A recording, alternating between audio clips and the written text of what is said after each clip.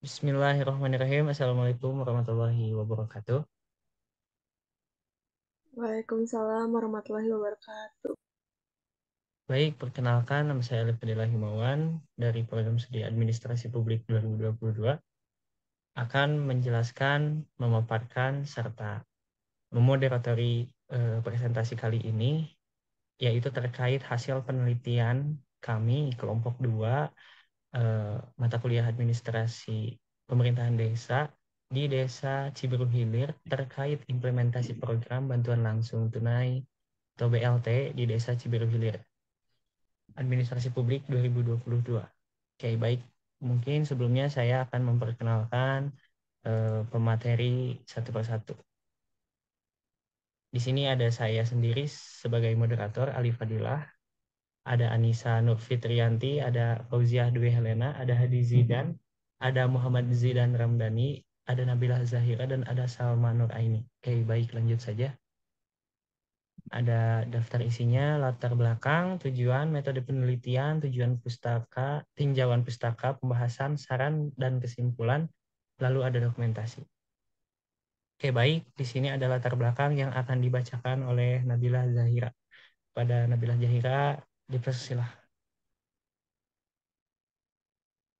Oke. Jadi penelitian ini dilakukan di Desa Cibiru Hilir, yaitu desa di Kecamatan Cileunyi, Kabupaten Bandung. Nah, bantuan langsung tunai ini atau BLT adalah program bantuan pemerintah yang memberikan bantuan uang tunai atau bantuan lainnya kepada masyarakat miskin di Desa Cibiru Hilir. Nah, Desa Cibiru Hilir ini telah melakukan program bantuan tunai langsung ini sejak lama untuk membantu warga yang kekurangan atau miskin. Tetapi dengan masuknya COVID-19 di Indonesia ini, kemiskinan menjadi semakin sulit diatasi dan berdampak pada penurunan aktivitas perekonomian warga Desa Cibiru Hilir, seperti adanya penurunan permintaan produk pertanian, mengakibatkan warga masyarakat yang ada di desa ini menghentikan atau mengurangi aktivitas mereka, yang akhirnya mengurangi pendapatan atau penghasilan masyarakat, serta adanya masyarakat yang di-PHK dari pekerjaannya, yang membuat bertambahnya warga yang kekurangan atau miskin. Nah, di sini juga di dampak COVID ini juga masih ada beberapa masyarakat yang nggak punya pekerjaan, jadinya mereka itu cuman bergantung kepada BLT-nya aja. Dan masih ada juga kendala yang akan dihadapi di Desa Cibiru Hilir pada program bantuan langsung tunai tersebut. Boleh dilanjut, Pak Alif, tujuannya?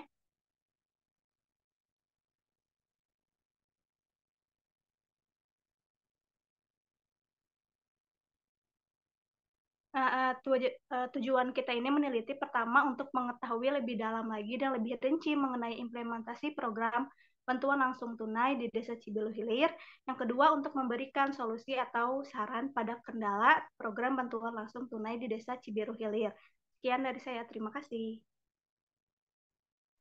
Baik, terima kasih Nabila. Selanjutnya di sini ada metode yang digunakan. Dalam metode penelitian ini menggunakan metode kualitatif. Menurut Sugiono, metode penelitian pada dasarnya merupakan cara ilmiah untuk mendapatkan data dengan tujuan dan kegunaan tertentu. Penelitian kualitatif digunakan untuk mendeskripsikan dan menganalisis bahwa peristiwa, aktivitas sosial, sikap, kepercayaan, persepsi, dan lain-lain dengan mengumpulkan data melalui observasi, wawancara, dan dokumentasi, serta analisis data bersifat deskriptif dan interpretatif. Implementasi program bantuan langsung tunai di Desa Cibiru Hilir. Implementasi ini dilakukan oleh pengelola administrasi desa kepada masyarakat untuk memberikan pelayanan kebutuhan. Oke, mungkin cukup sekian dari saya, serta akan dilanjutkan pembahasan mengenai tinjauan pustaka. Oke, jadi tinjauan pustaka ini secara etimologis, pengertian implementasi ini kita ngambil dari Mazmanian sama Sabatier yang dimana tertulis di Wahab pada tahun 2005 dalam halaman 64, yang dimana implementasi itu merupakan suatu pelaksanaan keputusan kebijakan dasar yang biasanya ini berbentuk undang-undang. Nah, kan tetapi bisa pula berbentuk suatu perintah ataupun keputusan badan peradilan. Dan untuk sebagai pembandingnya, ini ada menurut Van Meter dan Van Horn yang dimana menyebutkan dalam dalam jurnal Wahab tahun 2005 dalam halaman 65, Implementasi itu merupakan suatu tindakan-tindakan yang dilakukan oleh individu atau kelompok pemerintah ataupun swasta yang memang diarahkan kepada tercapainya segala tujuan yang memang telah digariskan dalam keputusan kebijakan. Dan juga kebijakan juga bisa diartikan sebagai serangkaian rencana program, aktivitas, aksi, keputusan, sikap, dan juga eh, perilaku ketika bertindak yang dilakukan berbagai pihak dan juga sebagai tahapan untuk menyelesaikan masalah yang dihadapi oleh kebijakan. Bagaimanapun juga, ketika berhadapan dengan penerapan kebijakan itu merupakan suatu faktor yang sangat penting bagi suatu organisasi untuk mencapai tujuan.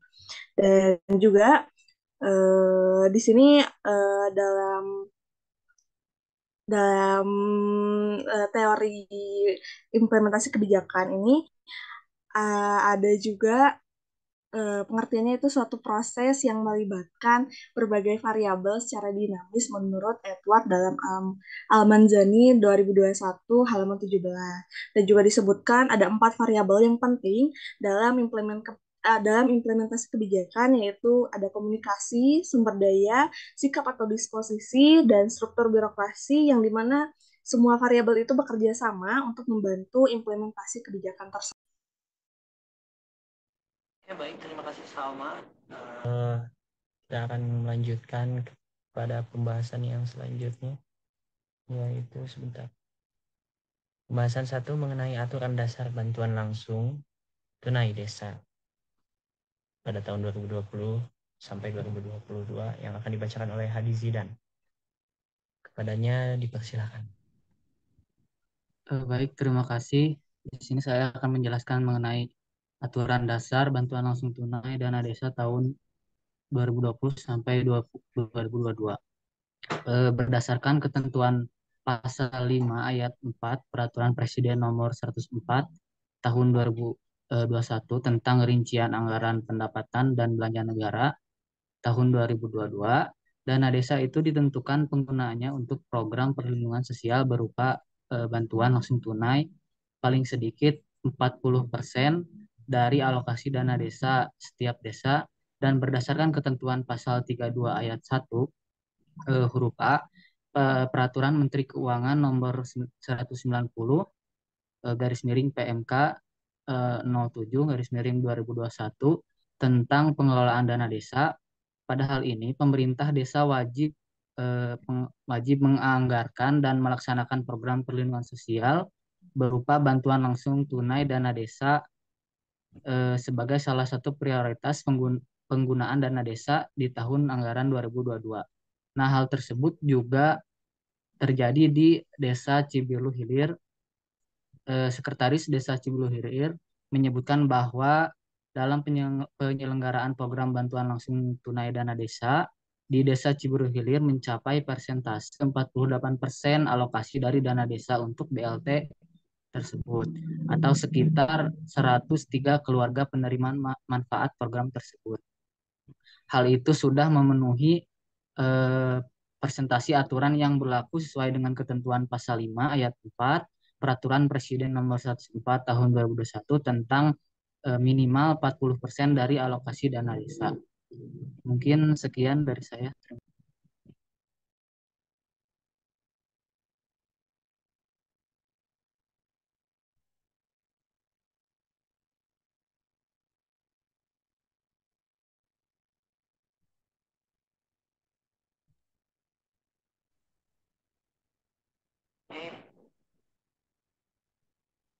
Ya, untuk pembahasan kedua, mangga Jidan langsung.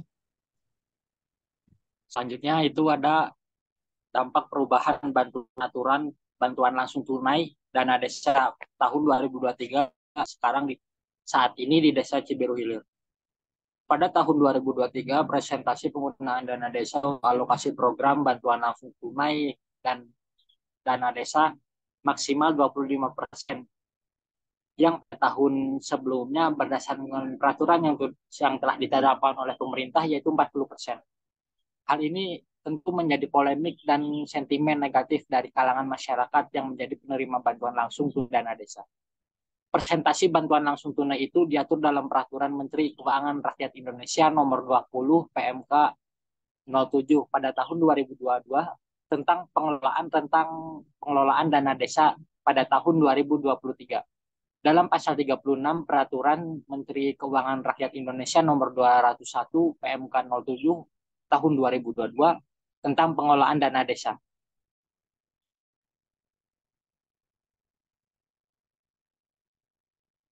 Kemudian dikutip oleh Pendawa Harjo, dalam pertemuan ini Menteri Desa Pembangunan Tertinggi dan Transmigrasi Pemdes Abdul Halim Iskandar mengatakan bahwa dana desa pada tahun 2023 di hotel pada tahun 2023 sebesar 25%. Untuk biaya operasional pemerintahan desa tergantung kebijakan kepala desa. Hal ini juga berdampak pada sejumlah penerima bantuan langsung tunai dana desa yang sekarang menjadi sedikit salah satunya di Desa Ciburu Hilir. Satu yang awalnya pada tahun sebelumnya keluarga penerima berjumlah 103 kepala keluarga, sekarang menjadi 48% atau sekitar 46 keluarga. Hal ini menyebabkan berbagai permasalahan sosial seperti berdemonya masyarakat Desa Ciburu Hilir kepada kepala desa. Selanjutnya,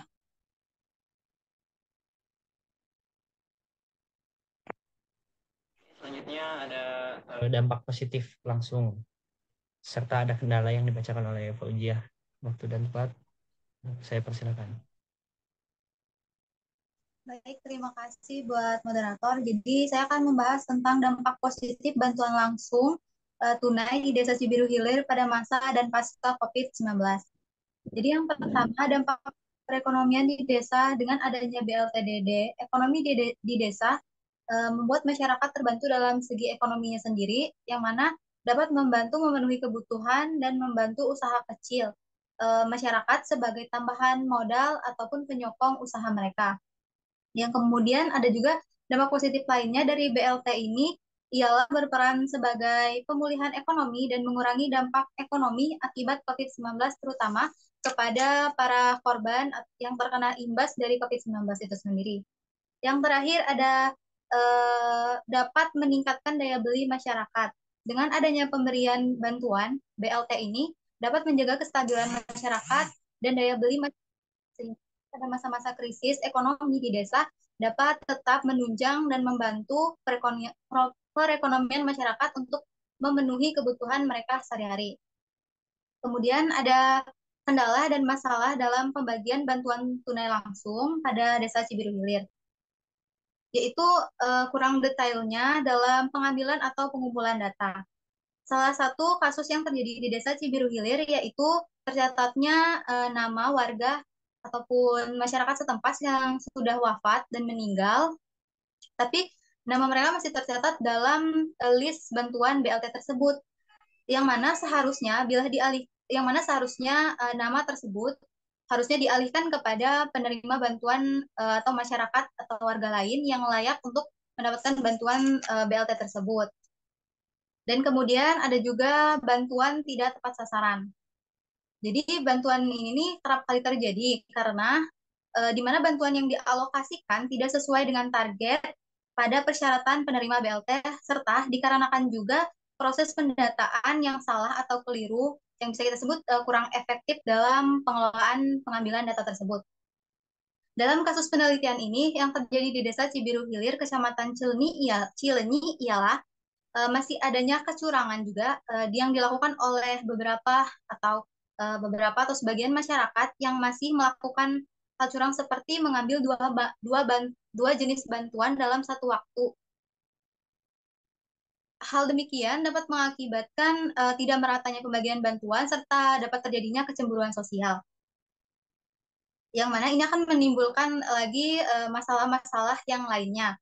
Sehingga demikian, penyaluran BLT perlu adanya perhatian khusus terhadap sistem penyaluran, verifikasi data, dan mekanisme distribusi bantuan tersebut. Sekian dari saya kembalikan kepada moderator. Terima kasih. Oke, selanjutnya ada saran yang dimana saran ini diberikan untuk langkah-langkah yang memang disarankan dari kami untuk mengatasi permasalahan terkait penyaluran BLT yang tidak merata serta tidak tepat sasaran. Dan yang pertama itu ada verifikasi data kependudukan secara berkala, yang dimana perangkat desa ini perlu melakukan verifikasi data kependudukan secara berkala untuk memastikan bahwa penerima bantuan ini memang memenuhi syarat dan tidak terjadi gangguan dalam pendaftaran, serta perlu adanya juga evaluasi terhadap review data bagi masyarakat penerima BLT yang dimana dilakukan setiap tahunnya. Karena seperti yang diketahui bahwa data ini harus dinamis sesuai dengan perubahan kehidupan ekonomi masyarakat di Desa Cibiru Hilir. Dan yang kedua, ada peningkatan sistem penyaluran bantuan tersebut, yang dimana perlu ditingkatkan sistem penyaluran bantuan agar lebih efektif dan efisien, serta meminimalkan potensi kondisi.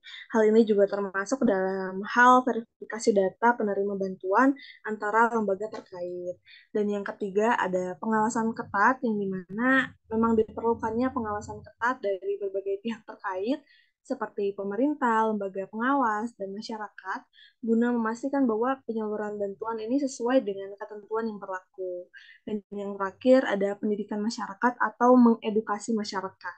Nah, penting juga untuk memberikan pemahaman kepada masyarakat tentang pentingnya kejujuran dalam mendaftar sebagai penerima bantuan, serta adanya konsekuensi ketika mereka melakukan tindakan yang memang melanggar. Sekian, terima kasih. Terima kasih Salma. Selanjutnya ada kesimpulan yang dibacakan oleh Anissa Nurfitrianti. Baik, terima kasih moderator.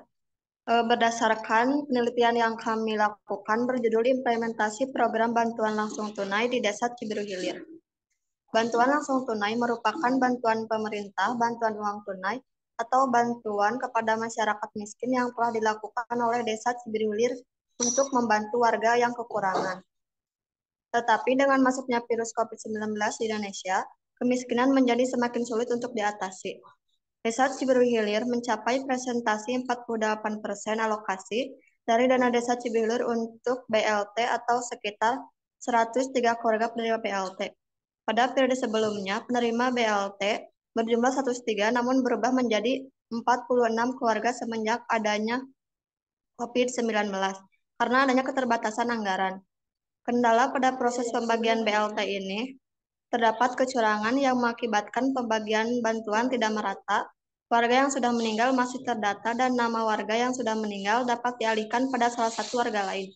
Sistem pembagian tidak merata, oleh karena itu pembagian desa perlu melakukan verifikasi data bahwa penerima bantuan memenuhi syarat ketentuan, dan adanya pengawasan ketat untuk penyaluran bantuan tersebut, serta adanya sosialisasi atau memberikan pemahaman kepada masyarakat tentang pentingnya kejujuran sebagai penerima bantuan. Sekian. Oke, baik. Terima kasih Anissa Nurfitrianti. Mungkin sekian dari kelompok kami. Berikut ada dokumentasi selama kita pergi ke desa Cibiru Hilir tersebut. Oke, mungkin cukup sekian dari kami. Atas segala kekurangan dan segala kesalahan, atas ucapan atau perkataan, mohon dimaafkan karena sesungguhnya yang benar hanyalah datang dari Allah Subhanahu wa Ta'ala. Cukup sekian dari kelompok kami. Wassalamualaikum warahmatullahi wabarakatuh. Waalaikumsalam warahmatullahi wabarakatuh. Waalaikumsalam warahmatullahi wabarakatuh.